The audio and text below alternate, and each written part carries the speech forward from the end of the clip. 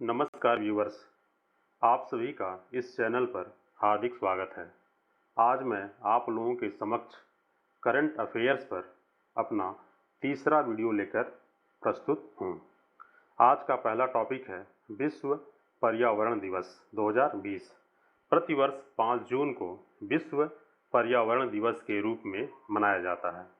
यह संयुक्त राष्ट्र पर्यावरण कार्यक्रम UNEP का एक प्रमुख आयोजन है। पर्यावरण संबंधी मुद्दों पर ध्यान केंद्रित करते हुए यह दिवस 1974 से मनाया जाता है। वर्ष 2020 की थीम जैव विविधता है। कोलंबिया एवं जर्मनी एक साथ मिलकर विश्व पर्यावरण दिवस 2020 की मेजबानी कर रहे हैं। पर्यावरण, वन और जलवायु परिवर्तन मंत्रालय ने विश्व पर्यावरण दिवस के अवसर पर नगर वन सिटी फॉरेस्ट योजना का आरंभ किया है, जिसके तहत अगले 5 वर्षों में देश भर में 200 नगर वन विकसित किए जाएंगे। एनर्जी एफिशिएंसी लिमिटेड EESL के द्वारा US agency for international developments USAID के मैत्री कार्यक्रम की साझेदारी में स्वस्थ और ऊर्जा कुशल भवन पहल का आरंभ किया गया है। UNEP का मुख्यालय केन्या के नैरोबी में स्थित है। ग्लोबल 500 पुरस्कार UNEP के द्वारा ही दिया जाता है। UNEP के प्रमुख प्रकाशन our planet, global environment outlook हैं। आज का दूसरा टॉपिक है एशियाई शेरों की संख्या में 29% की वृद्धि। गुजरात के वन विभाग ने बताया है कि गिर वन क्षेत्र में एशियाई शेरों की संख्या 29% बढ़कर अब 674 हो गई है। शेरों की गणना हर 5 साल में होती है। एशियाई शेर को भारतीय वन्य जीव संरक्षण अधिनियम 1972 के तहत अनुसूची 1 में रखा गया है। वर्ष 2018 में कैनाइन डिस्टेम्पर वायरस और बेबियोसिस के कारण कई शेरों की मौत हो गई थी। वर्ष 2020 में भी बेबियोसिस का प्रकोप सामने आया है। आज का तीसरा टॉपिक है वैश्विक प्रतिभा प्रतिस्पर्धा सूचकांक 2020। अंतर्राष्ट्रीय व्यापार स्कूल INSEAD द्वारा जारी वैश्विक प्रतिभा सूचकांक में भारत 8 पायदान चढ़कर 72वें स्थान पर पहुंच गया है। GTCI 2020 में देशों की रैंकिंग निम्न है। पहले स्थान पर है स्विट्जरलैंड, दूसरे स्थान पर है संयुक्त राज्य अमेरिका, तीसरे स्थान पर है सिंगापुर, चौथे स्थान पर है स्वीडन और 5वें स्थान पर है डेनमार्क। आज का चौथा टॉपिक है मिशन पूर्वोदय। केंद्रीय इस्पात मंत्री धर्मेंद्र प्रधान ने 11 जनवरी 2020 को पश्चिम बंगाल के कोलकाता में मिशन पूर्वोदय की शुरुआत की।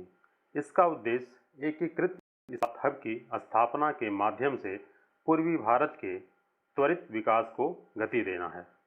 भारत के पूर्वी राज्यों उड़ीसा, झारखंड, छत्तीसगढ़, पश्चिम बंगाल और आंध्र प्रदेश के उत्तरी हिस्से में देश का 80% लौह अयस्क, 100% कोयला और क्रोमाइट, बॉक्साइट और डोलोमाइट के भंडार का महत्वपूर्ण हिस्सा स्थित है। आज का पांचवा टॉपिक है महिला व्यापार एवं कानून सूचकांक 2020।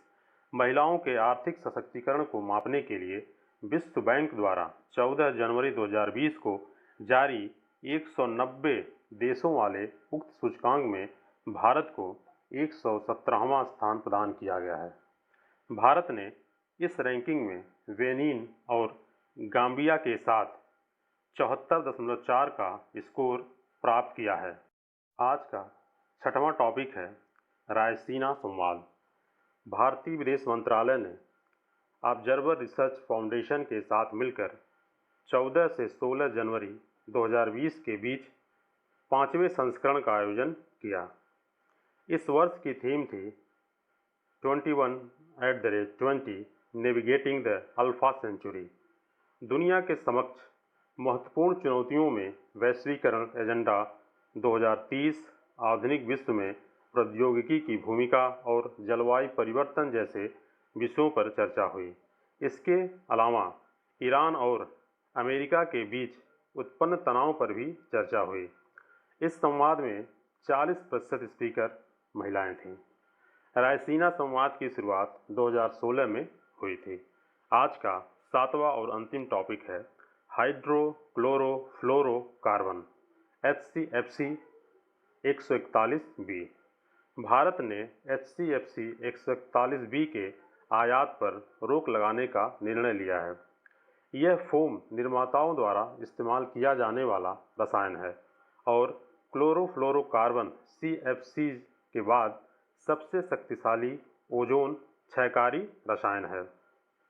यह आदेश पर्यावरण संरक्षण अधिनियम 1986 के तहत बनाए गए पदार्थ विनियमन और नियंत्रण संशोधन नियम 2019 के तहत जारी किया गया है। वीडियो देखने के लिए आप सभी लोगों का बहुत बहुत आभार। धन्यवाद।